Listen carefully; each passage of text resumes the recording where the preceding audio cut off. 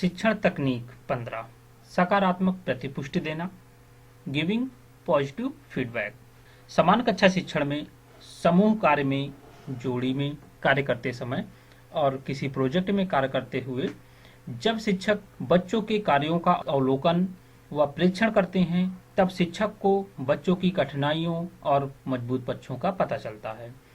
यदि बच्चे किसी दिए गए कार्य में कठिनाई का अनुभव कर रहे हैं अथवा उन्होंने सफलता प्राप्त की है, दोनों ही स्थितियों में शिक्षक द्वारा बच्चों को सकारात्मक प्रतिपुष्टि के माध्यम से उचित मार्गदर्शन देकर प्रोत्साहित करना आवश्यक है। इससे लाभ क्या होंगे? सीखने के प्रति सकारात्मक माहौल का निर्माण होगा, बच्चों को सीखने के लिए प्रोत्साहन मिलेगा, इससे उनकी विभिन्न गतिविधियों में प्रतिभागिता बढ़ेगी।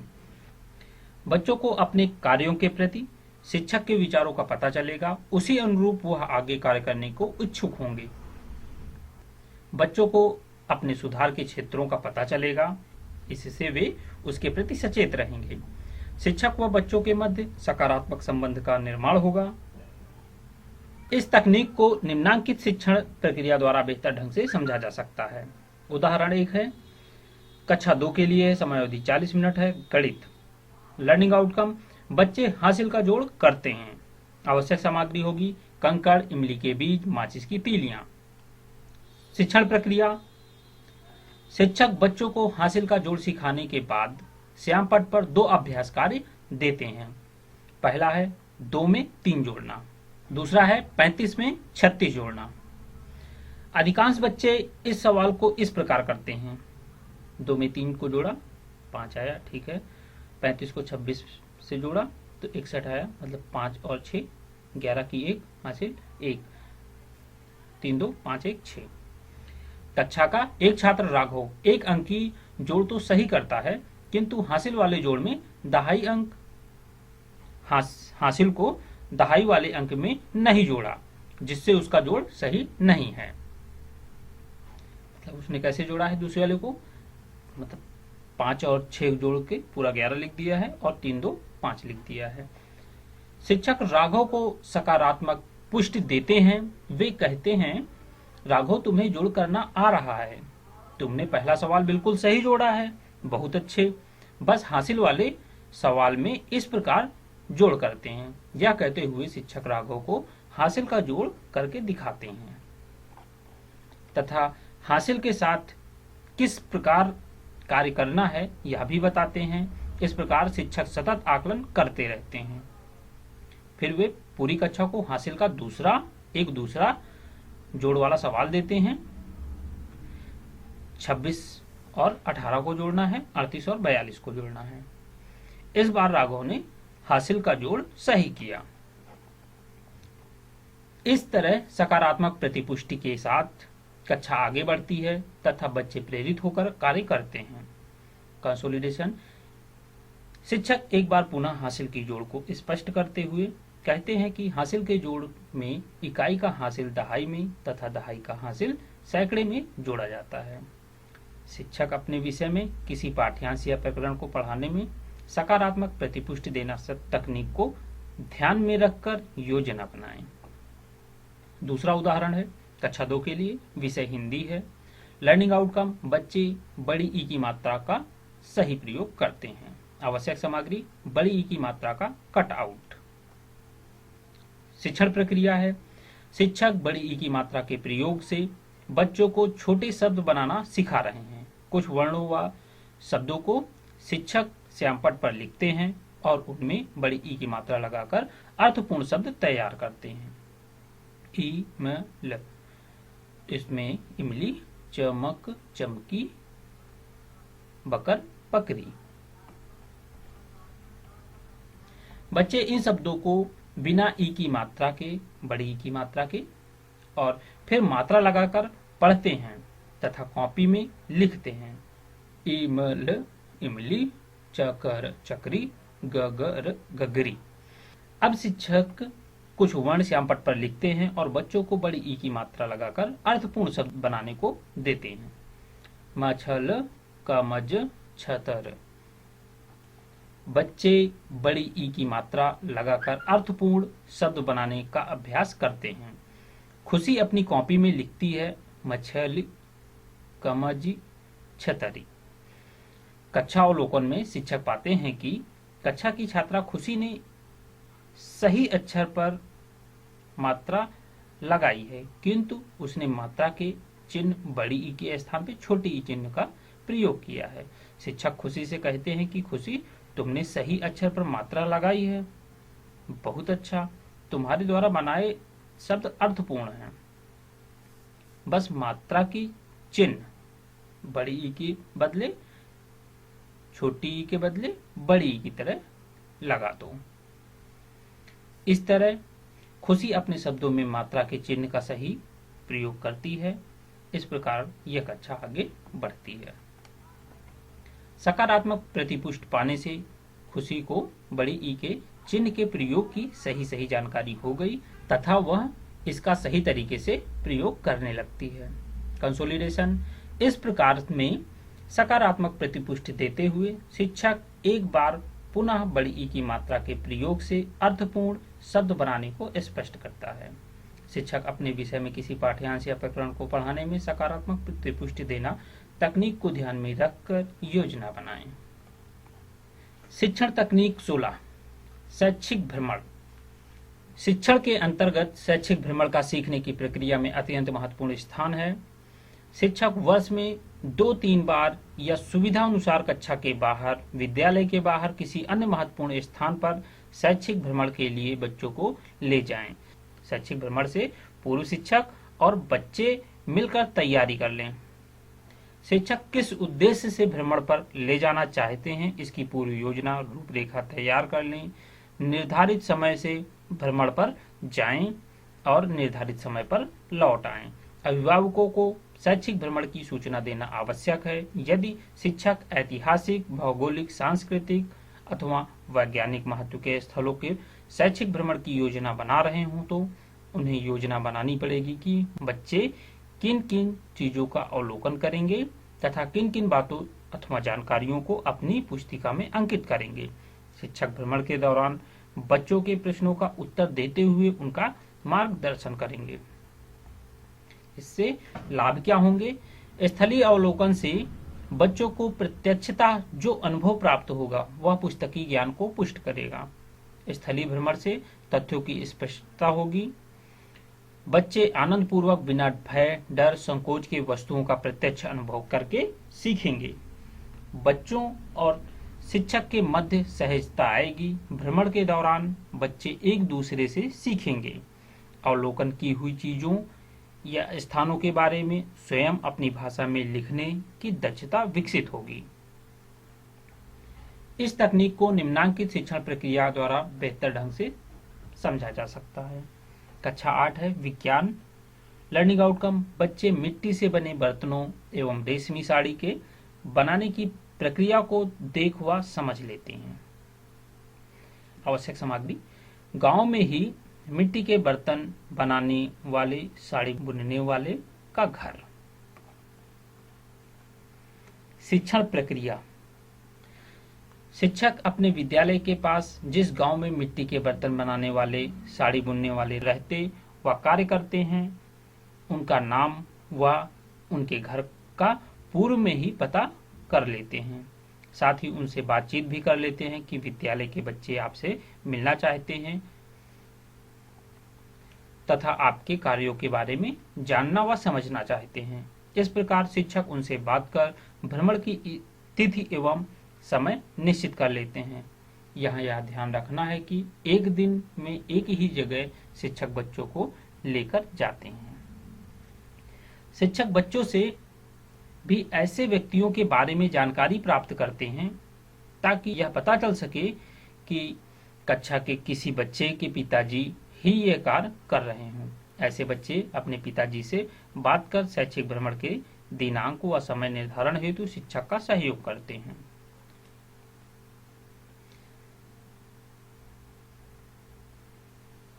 शिक्षक निर्धारित दिनांक व समय पर कक्षा के सभी बच्चों को दो समूहों मिट्टी, बर्तन निर्माण तथा साड़ी निर्माण में विभाजित करते हैं एवं क्रमशः एक एक दिन मिट्टी के बर्तन बनाने वाले एवं साड़ी बुनकर के घर जाकर उनके कार्य की प्रक्रिया का अवलोकन करते हैं। जैसा कि पहले बताया जा चुका है, एक दिन में एक ही जगह शिक्षक बच्चों को लेकर जाते हैं।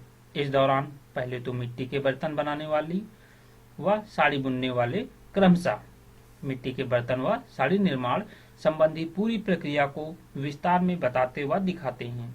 फिर वे बच्चों की जिज्ञासा व प्रश्नों का भी समाधान करते हैं। इस दौरान सभी बच्चे अपने अवलोकन बिंदुओं व अनुभवों को अपनी कॉपी में लिखते हैं।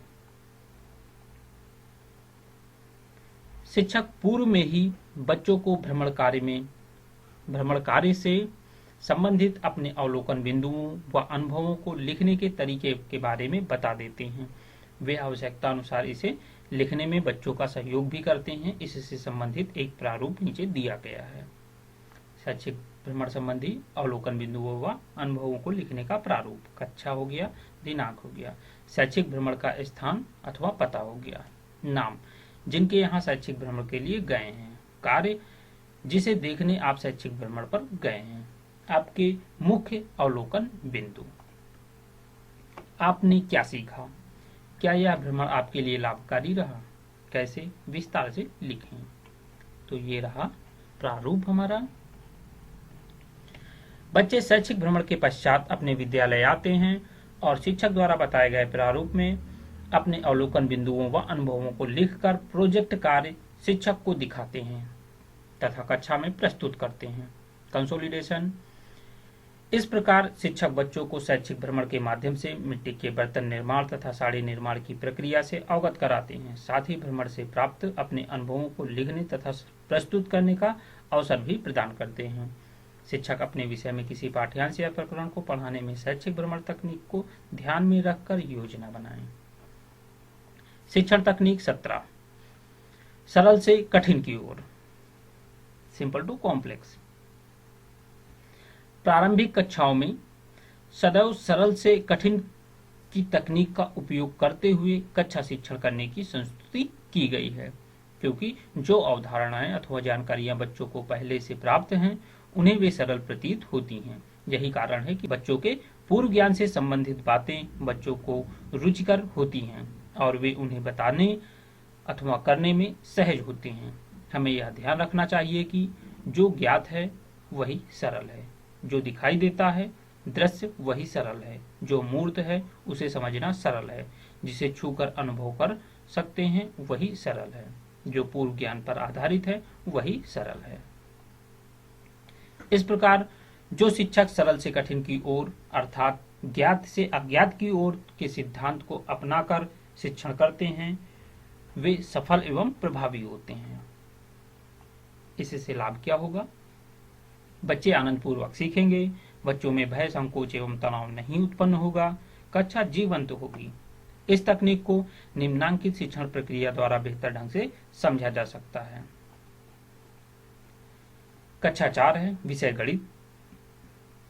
लर्निंग आउटकम, बच्चे मिश्र संक्रियाओं पर आधारित प्रश्नों को हल करते हैं। आवश्यक सामग्री फ्लैश कार्ड 60 बाई 15 सेंटीमीटर का, जिस पर बड़े अक्षरों में गुणा भाग गुणा जोड़ घटाना भाग जोग लिखा हो। शिक्षण प्रक्रिया, शिक्षक पूर्व की कक्षाओं में बच्चों को जोड़ घटाना गुणा व भाग का पर्याप्त अभ्यास करा चुके हैं। वे कुछ सवाल पुनः देते हैं तथा बच्चे उन्हें सरलता से हल कर देते हैं। शिक्षक बच्चों से बातचीत करते हैं कि क्या सभी को जोड़ घटाना गुणा भाग आता है? सभी बच्चे एक स्वर में हाँ बोलते हैं। अब फ्लैश कार्ड को प्रदर्शित करते हुए शिक्षक नीचे लिखा हुआ सवाल देते हैं तथा उसे हल करने के लिए सभी बच्चों को कहते हैं 4 गुणे 3 धन 8 भागे 2 घटाना है 6। सभी बच्चे बोल पड़ते हैं, अरे जोड़ घटाना गुणा भाग सभी एक ही सवाल में। सभी बच्चे सवाल को हल करने में लग जाते हैं। 5 मिनट के बाद शिक्षक प्रत्येक बच्चे से उसका उत्तर पूछते हैं। पहले बच्चे का उत्तर 22, दूसरे का उत्तर 140, तीसरे का उत्तर 10, चौथे का उत्तर 16। शिक्षक चर्चा करते हैं, इतने सारे अलग अलग उत्तर क्यों, जबकि सवाल एक ही है और आप सबको जोड़ घटाना गुणा भाग करना आता भी है। बच्चे सोच में पड़ जाते हैं। शिक्षक समझाते हुए कहते हैं कि ऐसा इसलिए हुआ क्योंकि ऐसे प्रश्नों को हल करने का एक निश्चित क्रम होता है और अधिकांश बच्चों ने उस क्रम का पालन नहीं किया। ऐसे प्रश्नों को मिश्र संक्रियाओं पर आधारित प्रश्न कहते हैं। इन प्रश्नों को हल करते समय पहले भाग, फिर गुणा, उसके बाद जोड़ और सबसे अंत में घटाना करते हैं। इस क्रम को भागु जो घ के माध्यम से याद रख सकते हैं। बच्चे कॉपी पर भागु जोग का क्रम लिखते हैं। भाग, गुणा, जोड़, घटाना। शिक्षक दिए प्रश्न को उसी क्रम में श्यामपट्ट पर हल करते हैं। बच्चे श्यामपट्ट पर किए गए सवाल के हल को अपनी कॉपी में उतारते हैं। उसके बाद शिक्षक मिश्र संक्रियाओं पर आधारित पाठ्य पुस्तक में दिए गए सवालों का अभ्यास कराते हैं। इस प्रकार यह कक्षा आगे बढ़ती है। कंसोलिडेशन। शिक्षक सरल से कठिन की ओर तकनीक का प्रयोग करते हुए मिश्र संक्रिया के सवालों को हल करते समय भागयोग के क्रम की समझ व उसके प्रयोग का कौशल विकसित करते हैं। शिक्षक अपने विषय में किसी पाठ्यक्रम या प्रकरण को पढ़ाने में सरल से कठिन की ओर तकनीक को ध्यान में रखकर योजना बनाएं। दूसरा उदाहरण है, कक्षा 1 के लिए गणित ही है। बच्चे मूर्त वस्तुओं की सहायता से संख्याओं को जोड़ने और घटाने की क्रिया करते हैं। आवश्यक सामग्री: पत्तियां, फूल, बीज, फल, बेर, कांच की गोलियां, पेंसिल, कटर, गुब्बारे, माचिस की तीलियां, प्लास्टिक के चम्मच आदि। कृपया ध्यान रखें, मूर्त वस्तुओं की संख्या 9 होगी। शिक्षण प्रक्रिया। शिक्षक बच्चों को 3-3 के समूह में बैठाते हैं और कुछ वस्तुओं जैसे पत्तियां, फूल, बीज आदि को लेकर उन्हें स्वयं गिनकर दिखाते हैं। अनेक बार भिन्न भिन्न वस्तुओं को लेकर 1 से 9 तक कैसे गिनना है यह स्पष्ट करते हैं। फिर शिक्षक 2 बच्चों को बुलाकर दोनों को कुछ वस्तुएं देते हैं और दोनों को गिनने को कहते हैं। बच्चे निर्देशानुसार वस्तुओं को गिनते हैं।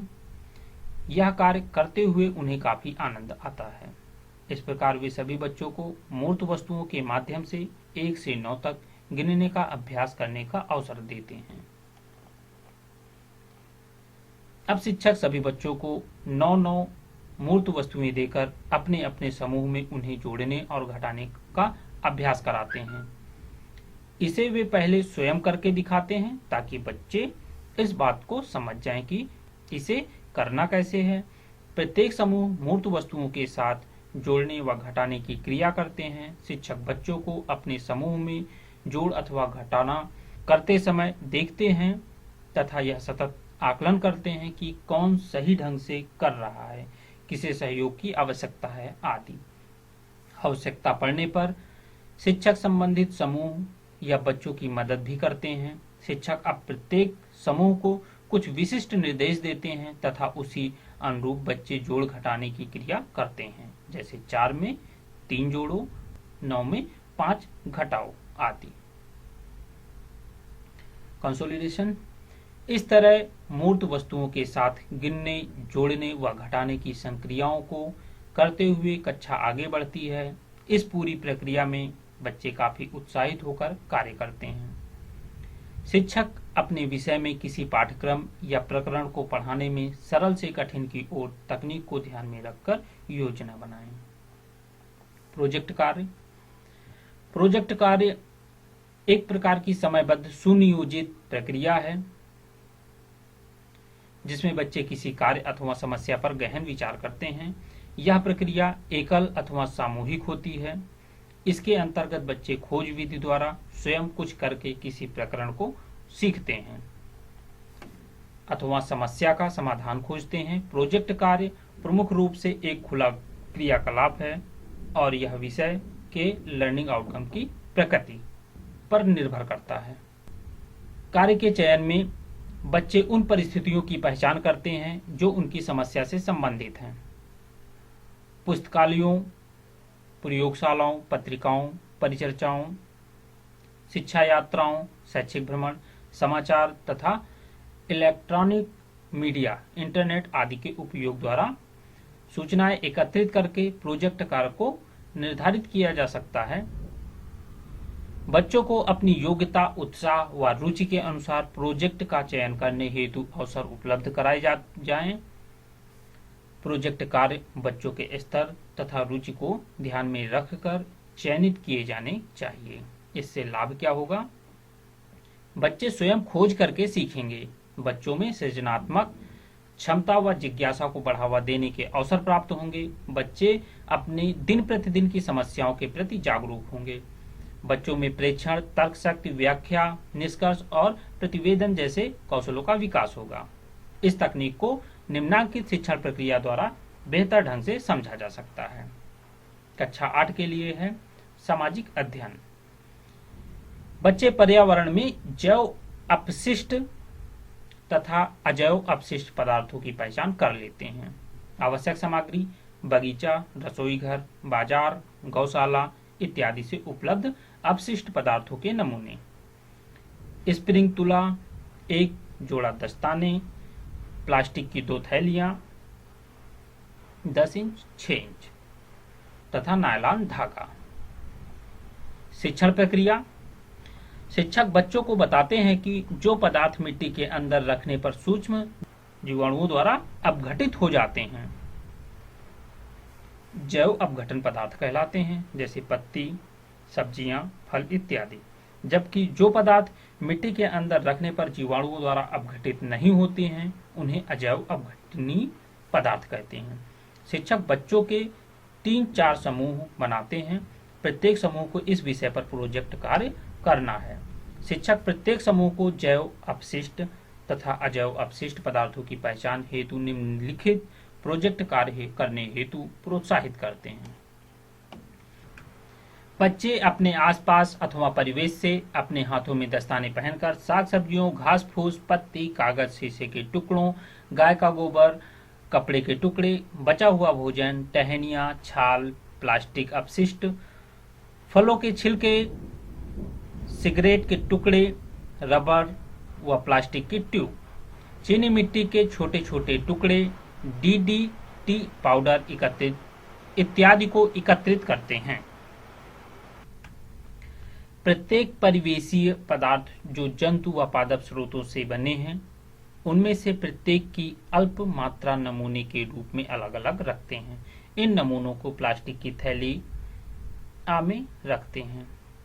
इसी प्रकार से प्लास्टिक की थैली में उन परिवेशीय नमूनों को रखते हैं जो पौधों व जंतु स्रोतों से नहीं बने हैं, जैसे प्लास्टिक के ढक्कन, प्लास्टिक ट्यूब के टुकड़े, पॉलीथीन, नायलॉन, ग्लास, धातु के डिब्बे इत्यादि। दोनों थैलियों को नायलॉन के धागे से बांध देते हैं। इन थैलियों में छेद भी करते हैं। कमानीदार तुला तराजू की सहायता से दोनों थैलियों का वजन नोट करते हैं। साथ ही आ व बा थैलियों में रखे जाने वाली वस्तुओं की एक सूची बना लेते हैं। शिक्षक बच्चों के साथ मिलकर स्कूल के प्रांगण में एक उचित साइज का गड्ढा खोदते हैं और इन दोनों थैलियों को गड्ढे में रखकर मिट्टी से भर देते हैं। 1 माह के बाद शिक्षक की देखरेख में बच्चे दोनों थैलियों को गड्ढे से बाहर निकालते हैं। इस पर लगी मिट्टी को साफ करते हैं। शिक्षक स्पष्ट कहते हैं कि थैलियों को पानी से नहीं धोया जाएगा। दोनों थैलियों को सूखने के लिए खुली धूप में रखा जाता है। शिक्षक बच्चों को दोनों थैलियों आ व बा का वजन अलग अलग करने के लिए कहते हैं। बच्चे थैलियों का वजन करते हैं तथा उनके आरंभिक वजन व अंतिम वजन के अंतर को भी नोट करते हैं। अब दोनों थैलियों को खोलते हैं तथा उनमें उपस्थित सामग्रियों, वस्तुओं को अलग करके 2 कागज के पन्नों पर पलट कर रख देते हैं। इन सामग्रियों में गाड़ने के समय से हुए परिवर्तनों का अवलोकन करते हैं तथा अपने अवलोकन बिंदुओं को निम्नवत सारणी में लिखते हैं। नमूना आ और नमूना बा। प्रारंभिक वजन का मान, अंतिम वजन का मान और वजन में अंतर। अब शिक्षक प्रत्येक समूह से निम्नवत प्रश्नों के उत्तर इस प्रोजेक्ट के अध्ययन से प्राप्त निष्कर्षों के दृष्टिगत लिखने को कहते हैं। किस नमूने में उल्लेखनीय कमी होती है? किस नमूने युक्त थैलियों में रखी गई विभिन्न वस्तुएं आसानी से पहचानी जा सकती हैं? किस नमूने युक्त थैलियों में रखी गई विभिन्न वस्तुएं आसानी से नहीं पहचानी जा सकती हैं? क्या नमूना आ व बा की वस्तुओं के रंगों और उनकी संरचना, आकार, प्रकार में कोई परिवर्तन हुआ है? शिक्षक बच्चों को अपने प्रोजेक्ट कार्य को प्रस्तुत करने को कहते हैं। प्रस्तुतिकरण उपयुक्त प्रश्नों के अंतर्गत ही किए जाते हैं। इस दौरान शिक्षक प्रत्येक समूह के प्रस्तुतिकरण की सराहना करते हैं तथा आवश्यकता अनुसार विषय की व्याख्यान भी करते हैं ताकि बच्चों में इससे संबंधित व्यापक समझ का विकास हो जाए। कंसोलिडेशन। शिक्षक प्रोजेक्ट कार्य से प्राप्त निष्कर्षों को रेखांकित करते हुए कहते हैं कि नमूना आ में वे जैव अपशिष्ट पदार्थ हैं जो मिट्टी में मिल जाते हैं। इसी प्रकार से नमूना बा में रखी गई वस्तुओं पर सूक्ष्म जीवाणुओं द्वारा अपघटन नहीं हुआ। अतः यह निष्कर्ष निकलता है कि थैला आ की सभी वस्तुएं जैव अपशिष्ट पदार्थ तथा थैला बा की सभी वस्तुएं अजैव अपशिष्ट पदार्थ है। शिक्षक अपने विषय में किसी पाठ्यांश या प्रकरण को पढ़ाने में प्रोजेक्ट कार्य तकनीक को ध्यान में रखकर योजना बनाएं। चलिए मित्रों, भाग 4 अब इनको हम अगले वीडियो में देखेंगे। तब तक के लिए नमस्कार, धन्यवाद।